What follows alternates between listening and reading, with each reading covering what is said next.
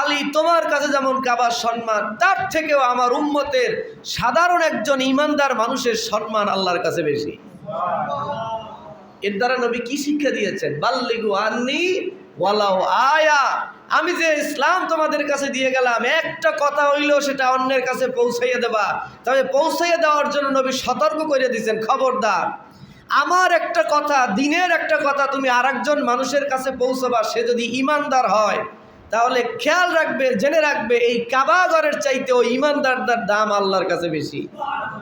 এই কাবা যেমন তোমার কাছে সম্মানিত, এই কাবা যেমন তোমার কাছে দামি, এই কাবা যেমন তোমার কাছে আদবের জায়গা, তার থেকে বেশি আদব হবে যাকে তুমি দিনের দাওয়াত দেবা, যার কাছে তুমি দিনের প্রচার করবা।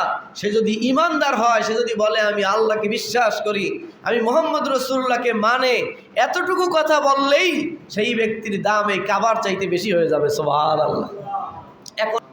এখন এই ব্যক্তির কাছে আপনি যখন দিনের দাওয়াত দিবেন, তখন আপনার ভাষাটা কি হওয়া দরকার?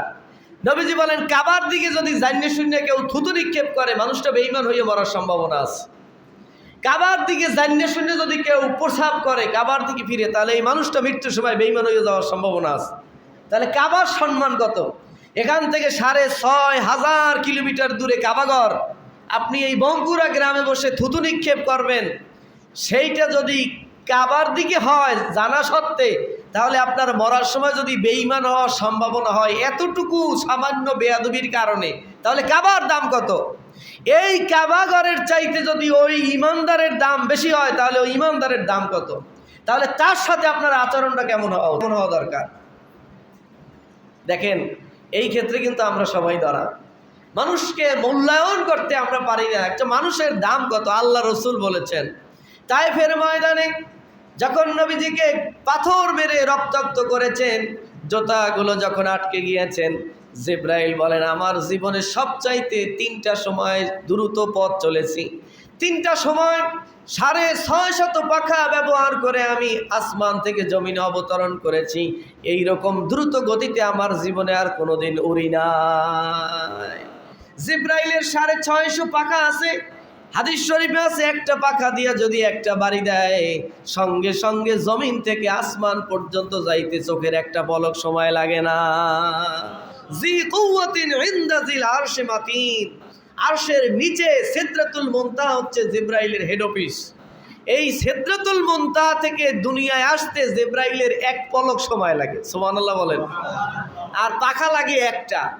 কয়টা পাখার বাড়ি লাগে? জোরে কোন, কয়টা বাড়ি লাগে? এক পাখার এক বাড়িতে সিদরাতুল মুনতাহা থেকে জমিনে আসতে এক পলক সময় লাগে। এই জিব্রাইলের ৬৫০ পাখা জীবনে ৩বার ব্যবহার করেছে। বলেন সুবহানাল্লাহ। আরো জোরে বলেন সুবহানাল্লাহ। হাদিস শরীফের মধ্যে আসছে, ৩বারের মধ্যে একবার হচ্ছে রাসূল পাক সাল্লাল্লাহু আলাইহি সাল্লামকে যখন তায়েফের মধ্যে পাথর নিক্ষেপ করা হয়েছে, এই পাথর নিক্ষেপের রক্তগুলো যখন ঝরে ঝরে নবীজির শরীর মোবারক বেয়ে বেয়ে পায়ের জুতার কাছে এসেছে, এমন সময় আল্লাহ পাক নির্দেশ করছেন, জিব্রাইল, আমার নবীকে মারা হয়েছে, এই রক্ত যদি তায়েফের জমিনে পড়ে, আমি আল্লাহ বলছি তাম পৃথিবীর মানুষের জন্য আর কোনো রেজেক এই পৃথিবীর জমিন ফসল ফলাবে না। সমস্ত মানুষের রেজেক বন্ধ করে দেব আমি, যদি আমার বন্ধুর রক্ত জমিনে পড়ে। জিব্রাইল বলে, আল্লাহ আমি এখন কি করব? বলে, যে কোনো কায়দায় রক্ত তুমি বন্ধ করো। আমার বন্ধু যাকে আমি ভালোবাসি, যাকে ভালোবেসে আমি তাম পৃথিবী সৃষ্টি করেছি, তাকে মারা হয়েছে, আমি আল্লাহ এটা বরদাস্ত করব না। যদি এই রক্ত জমিনে পড়ে, তাহলে জমিন কিয়ামত পর্যন্ত সমস্ত রেজেকের দরজা বন্ধ করে দিবে।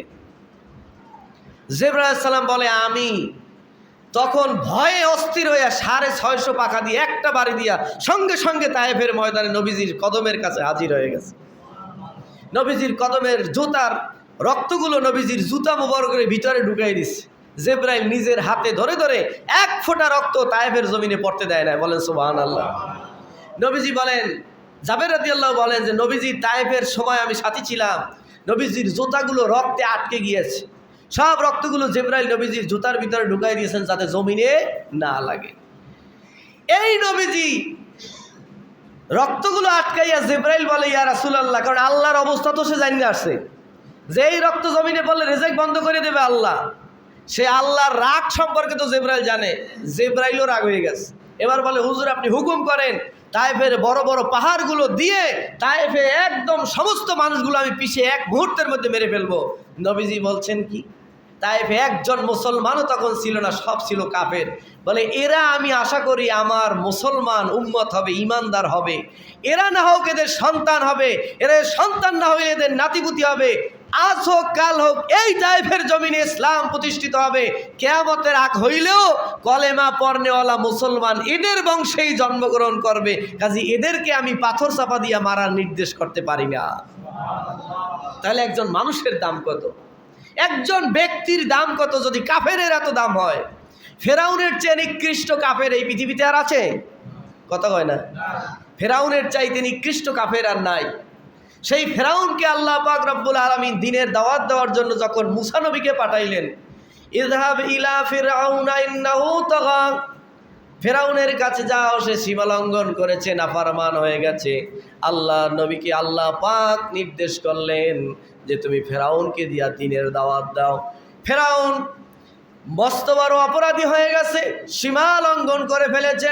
নবী মুসা আলাইহিস সালাতু ওয়াস সালাম বললেন রব্বুল আলামিন ফেরাউন হচ্ছে একজন রাজা, ফেরাউন একজন বাদশাহ। ওই রাজ দরবারে অনেক জ্ঞানী গুণী মানুষ থাকে।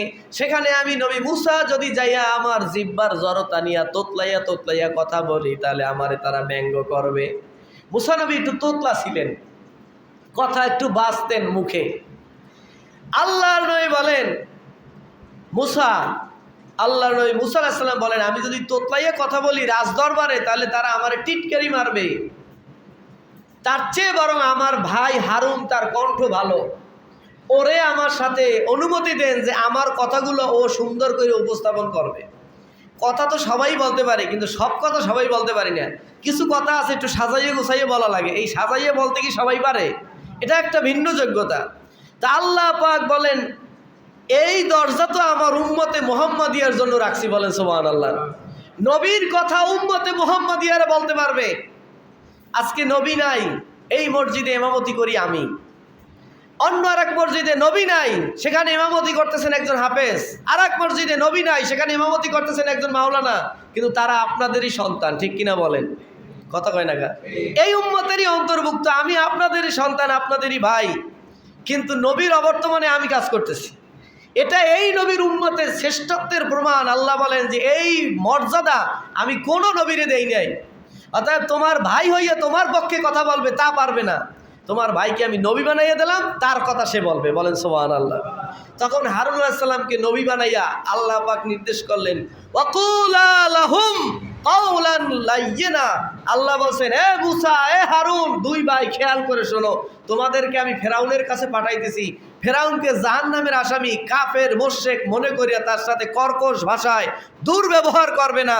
খবরদার, তার সাথে ওয়াকুলা লাহুম কাওলান লাইয়িনা, নরম নরম মিষ্টি মিষ্টি কথা বললে ফেরাউনকে দ্বীনের দাওয়াত দেবা, বলেন সুবহানাল্লাহ। নবীদেরকে বলতেছেন ধমক দিয়া ফেরাউনরে যেন বেইজ্জতি করা না হয়। তাহলে আল্লাহর কাছে একজন মানুষের দাম কত? সে কাফের হোক মুশরিক হোক, একজন মানুষের দাম কত? একটা কাফেরের দাম যদি, একটা ফেরাউনের দাম যদি এই হইতে পারে যে মুসা নবীরে ধমক দিয়ে সাবধান করে দিয়েছে, খবরদার ফেরাউনের সাথে কর্কশ ভাষায় কথা বলবে না। মুহাম্মদুর রাসূলুল্লাহ যদি বলতে পারে খবরদার এই তায়েফের মাটির মানুষ, এদের বংশধররাই আমার ইমানদার উম্মত হবে, কাজী ইমানদার হবে, সেই আশায় এই আজকের কাফের পর্যন্ত মাপ পেয়ে গেল। তাহলে কাফেরের দাম যদি এত হয় তাহলে একজন ইমানদারের দাম কত? আল্লাহর নবী বলেন লা তাকুমুস সাআতু হাত্তা ইয়াকুলার রাজুলু আল্লাহু আল্লাহ। একজন ইমানদার ব্যক্তির দাম কত আমার উম্মত শোনো, আল্লাহ রাব্বুল আলামিন ততক্ষণ পর্যন্ত কিয়ামত কায়েম করবে না যতক্ষণ পর্যন্ত আমার একজন ইমানদার এই পৃথিবীতে থাকবে। সেই ইমানদার